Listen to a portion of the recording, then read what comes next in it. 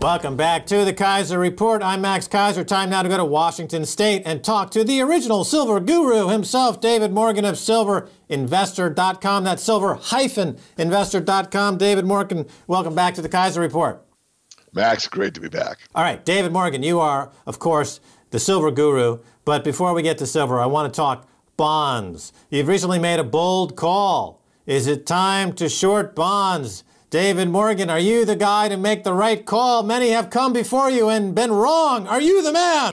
Well, Max, to be totally honest, and I am, I've made a couple calls. I said recently and actually over the years that there'll probably be more money made shorting the bonds in the U.S. bond market than anything else you could possibly do. There's so much leverage available through the ETFs, the double ETFs, options, and, of course, the futures market.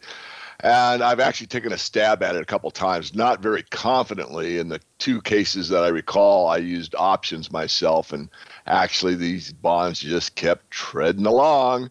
So is it the right time or not? I don't really know. Certainly near the top. How long this can be prolonged with this almost zero interest rate policy.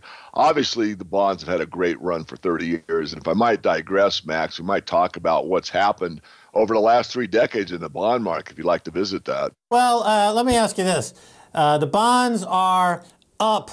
The yields are low. We know that the biggest buyer of U.S. government bonds and treasury bonds around the world are the respective governments that issue these bonds in various guises like quantitative easing. They don't call that manipulation. We also know that in London you get the LIBOR scandal where the government was caught with Barclays buying back bonds while simultaneously manipulating interest rates down around the world to make it profitable for them to commit manipulation. So why do we even care whether bonds are going to collapse or not collapse in the short term? Because they're being manipulated. So you're not making an economics call. You're making a call by inferring, if you are, that the fraud, the Ponzi scheme, the criminality of the Bank of England and the Fed is about to end. Is that what you're saying, David? Because it's not economics anymore. Yeah, I agree, Max. Look, it's impossible to pay this back. And this is probably the most sure bet you could possibly make that it cannot continue. I mean, it is impossible to pay off any of the interest on these bonds, even at these low interest rates. It's impossible. So anyone that would buy these bonds doesn't, have the conception of basic arithmetic. So that's a fact. So the only way you could default is you actually admit, these bonds won't be paid back, or anyone that's a foreign holder of these bonds won't be paid and only U.S. citizens will, or who knows what they could come up with.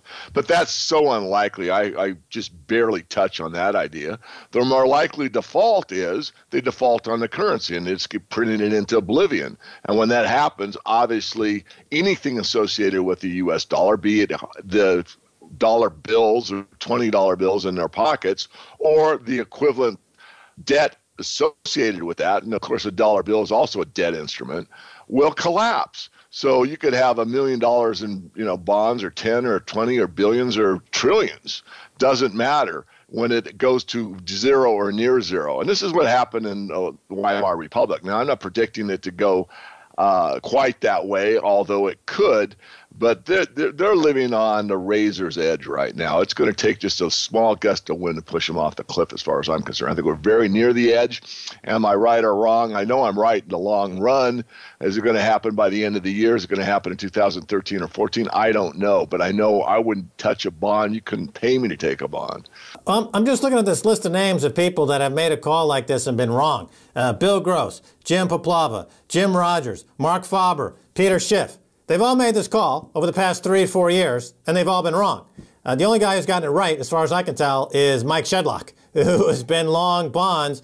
But you are stepping out there, David Morgan, and you're planting your flag on this call that now is the time to short bonds. Now, let's talk about silver. The big news in silver on the front page of the FT announcement was that the CFTC had closed their investigation into silver manipulation. Bart Chilton, the wavy-head pinup girl for the CFTC, was out front on this one. The LIBOR scandal has proven without a shadow of a doubt that Bank of England and Barclays and the money center banks are manipulating interest rates. So why should we be surprised that they're manipulating silver and gold? I mean, silver is the inverse of interest rates. So it's, even if you admit it or not, by manipulating LIBOR, you are manipulating silver. The two things are part and parcel. Silver is a currency. Gold is a currency. If you manipulate LIBOR, you're manipulating precious metals. That's an axiomatic truth that doesn't have even any questions to it. David Morgan, your thoughts? Max, it's true. I mean, Jeff Christian, who's been pretty forthright on how the bullion banking system works, has always said that it's a leverage factor of roughly 100 to 1, and the only commodities that have the exact same derivative exposure are gold and silver, treated exactly as if they are a monetary instrument, which they are. So I'm just backing you up on that, and Jeff himself has said it many times. So they are treated as money. They are money. They've always been money. They always will be money.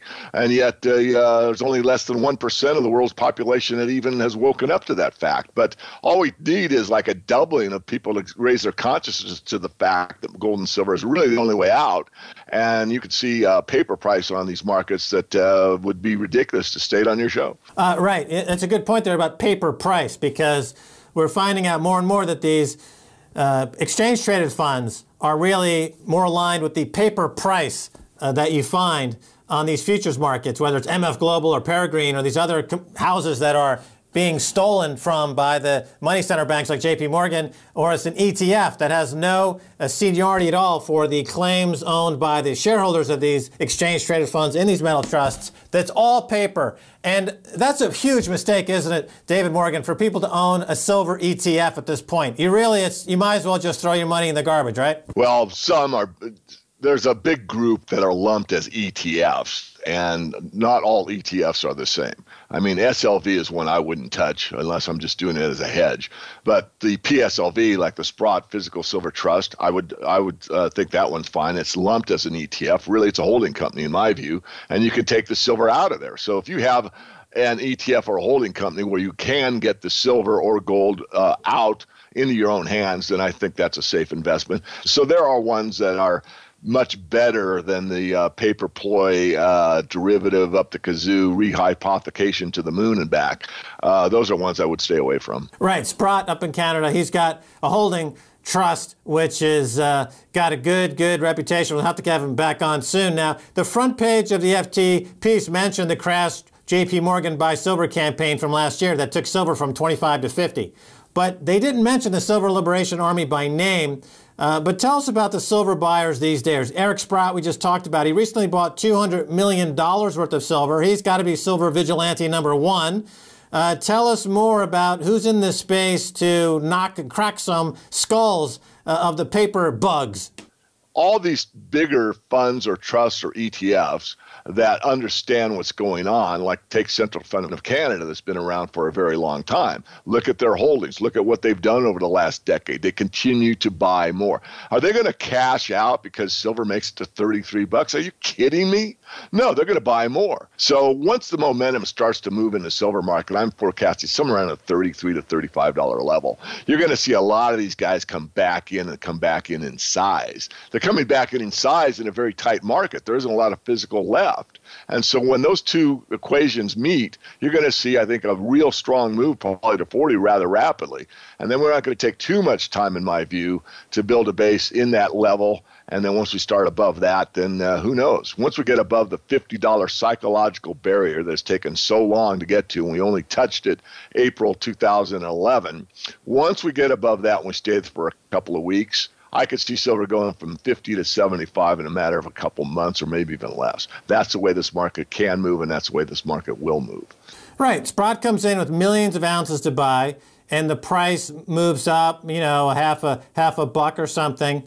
But people have to understand that for every $1 million in silver that Sprott puts in the market to buy, 50 million ounces of paper silver arrive on the sell side. Conversely, if somebody shows up with $1 million worth of silver to sell, then suddenly there's no buyers at all, and you see the price drop precipitously. That's what manipulating a market's all about. All the buys are met with a wall of paper sell orders, mostly from JP Morgan, using naked short sales, leveraging their own balance sheet, leveraging their own stock, like Enron did before them. to defend the paper world, the dollar, the U.S. debt market, the hologram that is the U.S. economy. They're willing to sacrifice their company, their stock, the dollar, the Fed, the Treasury, the White House. Jamie Dimon is an out-of-control rogue. Yes or no, David Morgan? Out-of-control rogue. Well, I'll just leave it at rogue. Finally, silver is in backwardation. So tell us what this means and what we can expect to see going forward into the end of the year, David Morgan. Backwardation means that you have to pay more for the physical market than you do for anything in the future. It's a term that's used in the futures market. It can apply to corn or any futures contract. So you actually have to pay more now to get the product you need. Again, it could be corn, it could be silver, it could be anything, than you do to buy it in the future. And usually those aberrations only last a short period of time, like a matter of days, and then the market goes back into contango, and contango is just a fancy word that means that everything costs more in the future, and that's based on the interest rates of whatever government's holding the commodities, which is the U.S. the U.S. bond market right now. So the contango is very low in all the commodities because interest rates are so low. But that's what backwardation means. It's a sign that it's a very tight supply. It's a sign that somebody needs it badly. They're willing to pay up more than the futures price to get it. And again, it usually doesn't last very long. Well, yeah, it doesn't last very long because it's an arbitrage that usually disappears within the market quite quickly. Right. And as you point out, it goes back into the normal contango. So the fact that it's been in backwardation for week after week, month after month, again, clear evidence of manipulation. So Bart Chilton, when he's done blow drying his hair, he needs to look at backwardation in perpetuity, the sell-buy imbalance that's been going on for years now, 50-to-1 imbalance at the point of the specialist market making right there on the various exchanges around the world. Plus the admitted J.P. Morgan balance sheet by the Bank of International Settlements exposure, as it's right there as a line item, to 3 million ounces of silver naked on their books that they're exposed to, 3 times bigger than the entire market capitalization. All right, David Morgan, we've got to leave it there. We're out of time. Thanks so much for being on the Keiser Report. Actually made my day, probably my week. Thank you. Well, we'll have to come out there to Washington State and visit you soon. And that's going to do it for this edition of the Keiser Report with me, Max Keiser, and Stacy Herbert. I want to thank my guest, David Morgan. If you want to send me an email, please do so at keiserreport@rttv.ru. Until next time, Max Keiser saying bye, y'all.